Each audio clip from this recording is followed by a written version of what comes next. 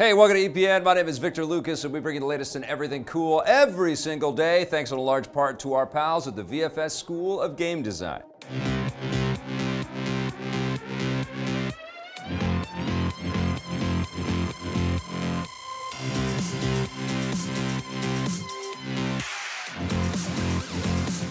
Thank you so much, Vancouver Film School. Now, this rundown is dedicated to a person named Frostbite with a Z. I like that very much. Says this is their favorite YouTube channel. I also like that very much. That's why this rundown is all yours.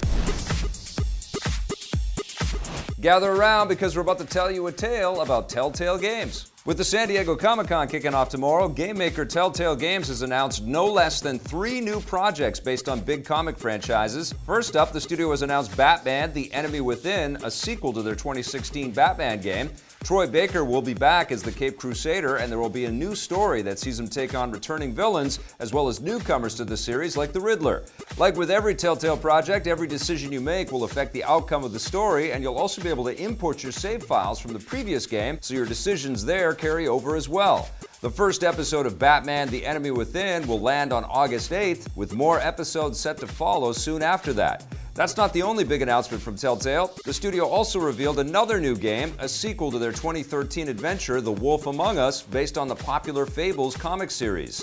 The new game, known as The Wolf Among Us Season 2, will see the heroes Snow and Bigby return to take on a new mystery with an all-new set of stakes. Expect the first episode to arrive next year. Finally, Telltale announced that they're making a 4th game in their popular Walking Dead series, based on the huge comic and TV franchise. This one will continue the story of series hero Clementine as she fights for survival, with the first episode landing next year. Here's the bad news. Telltale says this will be their final Walking Dead game, so don't expect any more after this. That has us a little worried about the fate of Clementine, given how callous the franchise is when it comes to killing off beloved characters. More details on the new Telltale projects will be unveiled during their Comic-Con panel tomorrow. I think someone has to sit down and have a chat with Nintendo about their online services. The company has released the Nintendo Switch Online app for iOS and Android devices, bringing voice chat to the console for the first time.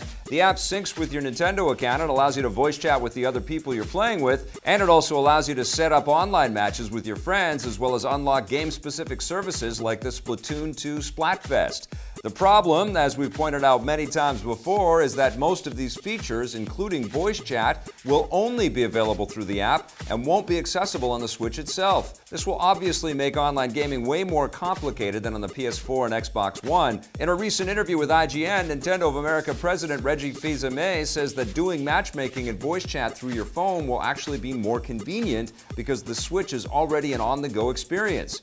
We frankly find that a little hard to believe and hope that we'll eventually be able to do voice chat and other common online features natively on the Switch. The app is rolling out just in time for the release of Splatoon 2 this Friday. Nintendo is about to introduce another big change for their online services. Early next year, they'll be switching to a subscription model, so you'll have to start paying to play online like you already do on the PS4 and Xbox One. Hopefully, it's worth the price. It looks like Guillermo del Toro spent some time in the Black Lagoon when he was coming up with his new movie.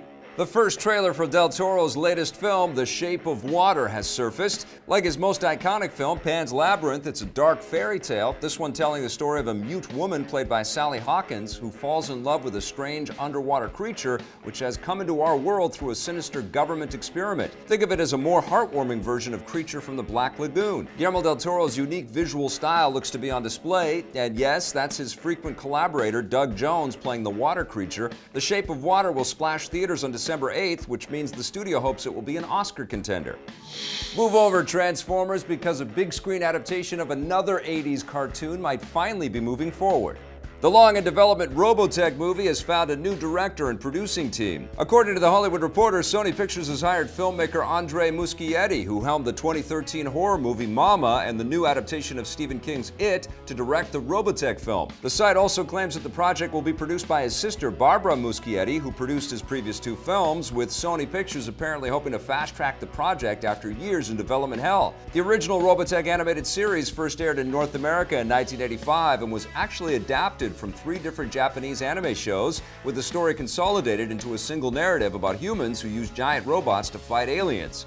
There have been several sequel shows and animated movies over the years, although the live-action adaptation has struggled to get off the ground. Reports on the project first surfaced back in 2007 when Warner Brothers snapped up the rights after the box office success of Transformers, which is based on a franchise with a similar history and premise. The Robotech movie changed directors and studios several times since then, so it remains to be seen if Sony Pictures and Andrei Muschietti will be able to make it happen. This isn't the only big project they've got in the works. Last month, Sony Pictures revealed that Andrei Muschietti is developing a big screen adaptation of the PlayStation game Shadow of the Colossus. We'll keep you up to date on both projects. Here goes!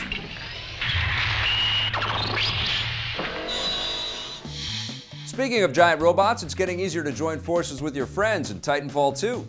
Developer Respawn Entertainment has announced that the game is getting its first co-op mode. It's called Frontier Defense and is basically a horde mode where you and 4 other players join forces to fight off waves of enemies, and you'll need to optimize your Titan robots and coordinate your strategies to survive.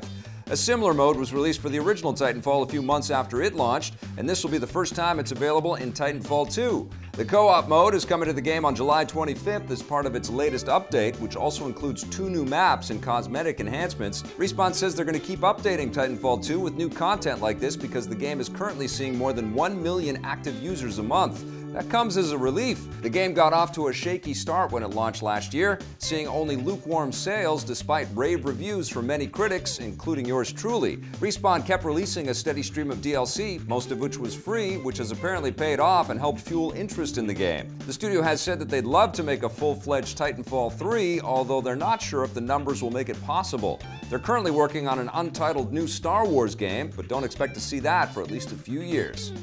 Prepare for your first look at the new version of the galaxy's second greatest smuggler. Ron Howard has released a new behind-the-scenes photo from the set of the Han Solo prequel movie, this one showing actor Donald Glover as Han's old friend Lando Calrissian. There it is! This is the first time we've seen Glover in costume as the character, and yup, he looks like a young Lando.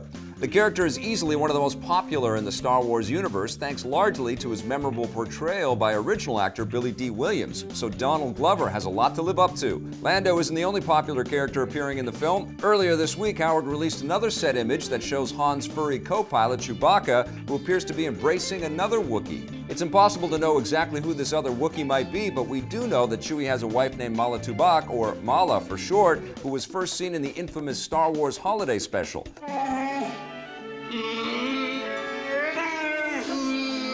We're sorry we had to mention the Star Wars holiday special, by the way. Ron Howard and Disney are likely releasing these set photos as a way to assure fans that production is going smoothly on the Han Solo film. A few weeks ago, the studio abruptly fired original directors Phil Lord and Chris Miller over creative differences and brought Howard on board, so fans are understandably anxious about how things are going. We'll get to find out for sure when the film hits theaters next year. Hopefully it's at least better than that holiday special.